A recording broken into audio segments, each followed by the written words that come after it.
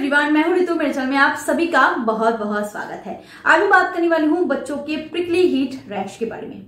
ये जब गर्मी का सीजन आता है तो हम बड़े भी बहुत इससे परेशान हो जाते हैं, तो बच्चे तो और ज्यादा परेशान हो जाते हैं। तो बच्चे को प्रिकली हीट रैश हो तो आपको क्या करना चाहिए, कैसे आप चीज को प्रिवेंट कर सकते हो, प्रिकॉशंस क्या क्या हो सकते हैं एंड होम रेमेडीज क्या क्या होती है, वो सारे मैं इस वीडियो में बताने वाली हूँ। क्योंकि मैंने पहले कहा मेरा 4 साल का बेटा है और मैं अपने ही एक्सपीरियंस के बिहाफ पे ये वीडियो बना रही हूँ। ये वीडियो हो सकता है कि आपके लिए बहुत हेल्पफुल साबित हो, तो प्लीज वीडियो को अंत तक जरूर देखिएगा। सबसे पहले बात करते हैं कि ये प्रिकली हीट रैश यानी कि घमौड़ियां क्या है।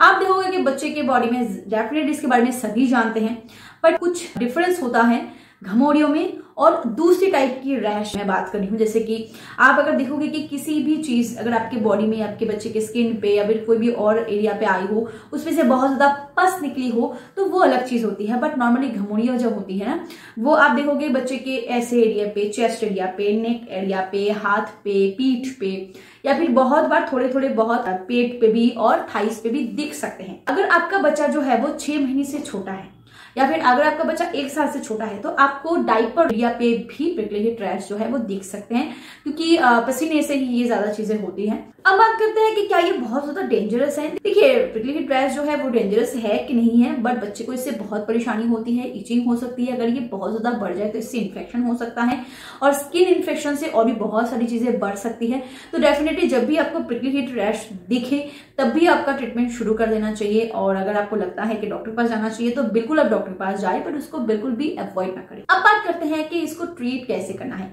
मतलब कि अगर आप बच्चे को देख रहे हो कि प्रिकली हीट रैश हो रहा है, बहुत बार छोटे छोटे दाने से शुरू होती है और अचानक बहुत ज्यादा बढ़ जाता है। बहुत बार आप देखोगे कि छोटे छोटे दाने जैसा हो सकता है, बड़े बड़े दाने जैसा हो सकता है। इस चीज को अर्ली ट्रीट करना बहुत जरूरी है। सबसे पहले बात करते हैं कि हमें करना क्या है। देखिए, बच्चे को क्लोथिंग जो है ना, उस पर ध्यान देना बहुत जरूरी है, क्योंकि बहुत बार जो स्किन होती है ना, उसके एलर्जी से भी क्विकली प्रिकली हीट रैश जो है वो निकल आता है।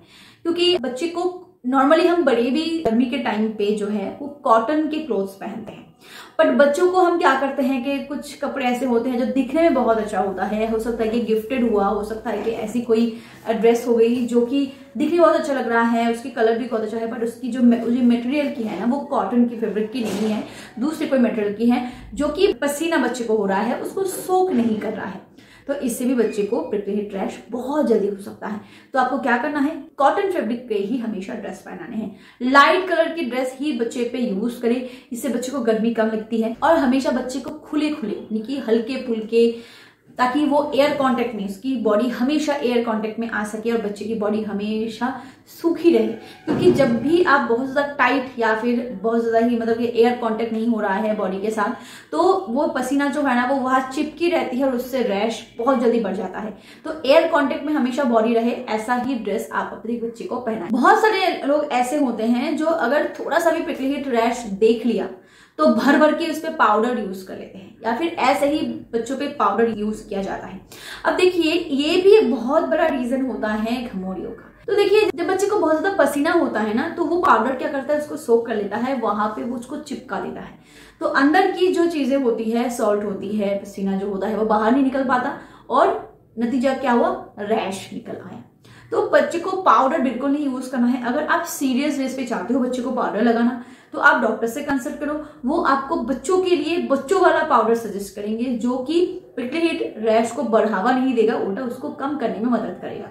क्या प्रिकली हीट रैश के ऊपर मुझे कोई भी लोशन या क्रीम यूज करना चाहिए? बिल्कुल भी नहीं। जब आपके बच्चे को घमौड़ियां हो ना, तो कोई भी लोशन वगैरह या फिर क्रीम वगैरह अवॉइड करनी चाहिए, ये और इसको बढ़ा देगा। वैसे नॉर्मली डॉक्टर विजिट की कोई जरूरत नहीं होती, बट यस, अगर ये अपने आप में ट्रीट नहीं हो रहा है। अगर मैं बात करूं योगर्ट की, ये बहुत हेल्प करता है बच्चे के रैश को प्रिवेंट करने में, बस छोटे बच्चे का इस्तेमाल ना करें, ठंड लग सकती है। अगर आपका बच्चा जो है वो 1 साल से बड़ा है, तभी आप बच्चे के ऊपर हल्दी वाला, जो हल्दी के साथ थोड़ा सा पिंच हल्दी के साथ थोड़ा सा योगर्ट ले सकते हैं और प्रिकली हीट एरिया पे आप उसका इस्तेमाल कर सकते हैं। इससे कि योगर्ट में गुड बैक्टीरिया होते हैं, वो रैश को कम करने में, कूल डाउन करने में मदद करता है। अदरवाइज अगर आप देख रहे हो घमौड़ियां जो है वो बहुत दिन तक टिकी है, कम नहीं हो रही, उल्टा बढ़ रहा है, तो जरूर आप डॉक्टर से कंसल्ट करें। डॉक्टर्स हमें आज के डेट पे 1 महीने से छोटे बच्चे को नहलाने के लिए मना करते हैं, बट उसके ऊपर के बच्चे को आपको जरूर नहलाना चाहिए। अच्छे से मसाज करें, फिर आप बच्चे को एप्रोप्रिएट बाथ दीजिए, क्योंकि बहुत बार आप ऑयल मसाज करते हो, अच्छे से बाथ नहीं देते और वो जो ऑयल है वो बच्चे के बॉडी में चिपक जाता है, निकलता नहीं और उससे भी बच्चे को घमौड़ियां हो सकती है।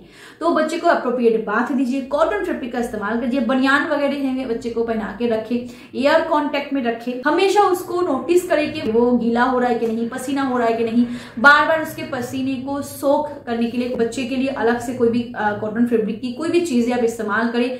उसको हमेशा पंखे के एकदम डायरेक्टली नीचे नहीं, बट पंखे के आसपास ही रखिए, या फिर अगर आपके घर में एसी हो तो बिल्कुल ही लाइट एसी को चला करके घर थोड़ा सा ठंडा हो, बच्चे को घमौड़िया ना हो, बहुत ज्यादा हीट में बाहर लेके मत लेके। बहुत सारे मदर्स ऐसे होते हैं, कहीं भी जाते हैं बच्चे को लेके जाते हैं। देखिए जरूरी नहीं है, अगर आपके घर में टेक केयर करने के लिए कोई है तो उसके ऊपर जिम्मेदारी देके ही आप अपने काम के लिए घर से बाहर जाए, बच्चे को लेके ना आ जाए। छोटे से बच्चे जो होते हैं उसको किसी भी चीज से ही रिएक्शन हो सकता है, कोई भी चीज से, तो फिर छोटे से बच्चे के लिए कोई भी रिस्क लेना आइडियल नहीं होता। और स्पेशली जो सुबह का टाइम होता है 11 से 4 बजे का जो टाइम होता है, उस टाइम पे तो बिल्कुल ही बच्चे को घर से बाहर मत निकालें। और अगर आप देख रहे हो कि आपके बच्चे को बहुत ज्यादा इचिंग हो रही है तो आप एक कॉटन फैब्रिक के कपड़े में आप थोड़ा सा आइस लीजिए, उस आइस बैग से कोल्ड कॉम्प्रेस्ड करें बच्चे के उस एरिया पे जहां पे घमौड़िया होके रखा है। ये थोड़ा थोड़ा बच्चे को हेल्प करेगा, बट कंटिन्यू इस चीज को मत करिए। थोड़ा थोड़ा उसको प्रेस कीजिए, फिर हटा दीजिए, फिर कुछ मिनट बाद उसको लगाइए और फिर हटा दीजिए। इससे घमौड़िया जो है वो धीरे धीरे कम हो जाएगा। जाहिर सी बात है, मैं भी जब नई नई माँ बनी थी बहुत सी चीजें होती जो मुझे बहुत ज्यादा बॉदर करती थी, बट आज मैं हैबिचुएटेड हूँ, आज मैं एक्सपीरियंस्ड हूँ, तो मुझे पता है कौन सी चीजें मुझे दिखाई दे तो मुझे किस कंडीशन में क्या करनी चाहिए। बट अगर आप नई मॉम हो, आई अंडरस्टैंड कि आपको बहुत सारी ऐसी कंडीशन आई होगी या फिर हो सकता है कि आगे आए, आप बॉदर हो जाओ, आप बहुत ज्यादा उस टाइम पे टेंशन में लग जाओ, तो टेंशन की बात नहीं है। बहुत सारी ऐसी चीजें होती है जो हम नए नए एक्सपीरियंस करते हैं, बट उसका सोल्यूशन निकालना बहुत जरूरी है, और बच्चों केस में स्पेशली। अगर ये वीडियो आपको मदद करा हो, अगर आपको लगा हो कि वीडियो इन्फॉर्मेटिव है, तो प्लीज वीडियो को लाइक जरूर करें, शेयर जरूर करें and do subscribe. Thank you.